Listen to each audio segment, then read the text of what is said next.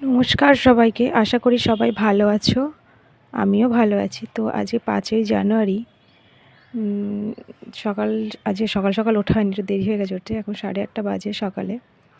তো সকালে উঠেই ঘরদোরের কাজ সব গুছিয়ে নিয়েছি।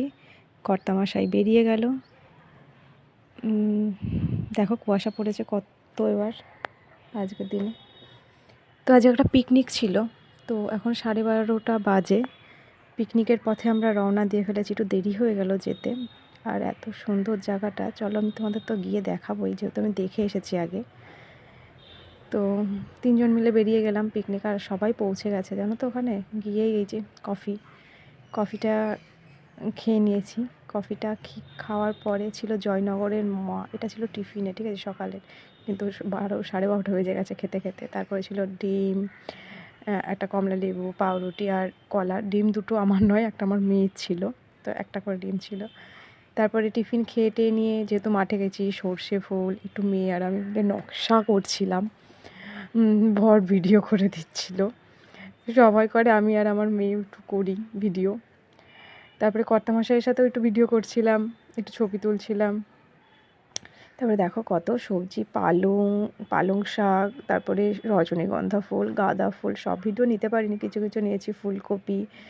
তো জানো তো, মাঠে গিয়ে দেখি কত সবজি নষ্ট হচ্ছে, যেহেতু এখন সবজির দামই নেই। চাষিরা সব কেটে কেটে ফেলে দিচ্ছে, বা আমরা যারা গেছি তাদেরকে বলছে যাও নিয়ে যাও, তুলে তুলে দিচ্ছিল সবজি। মাঠটা কত বড় দেখো। এই আবার একটু নকশা করতে বেরিয়ে গেছি 2জন মিলে, মেয়ে আর আমি। তো চাষিদের অবস্থা মনে হচ্ছে এখন, চাষিরা সবজি দিতে না দামই পাচ্ছে না, এত দাম কম।